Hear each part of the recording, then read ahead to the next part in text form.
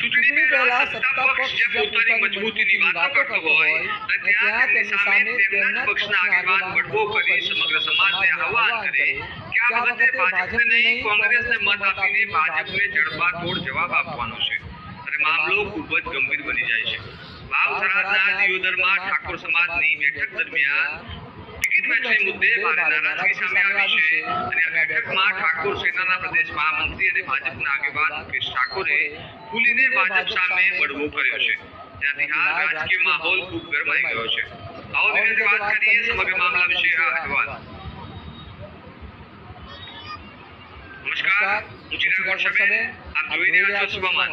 ચૂંટણી સમયે સત્તા પક્ષ મજબૂતીથી લડી રહ્યો છે તેવા દાવાઓ વચ્ચે વાવ થરાદમાં હવે ભાજપ સામે ઠાકોર સમાજ મેદાને આવ્યો છે અને ભાજપની વિરુદ્ધમાં અને કોંગ્રેસના પક્ષમાં મતદાન કરવાનું આહવાન ભાજપના આગેવાન અને ઠાકોર સેનાના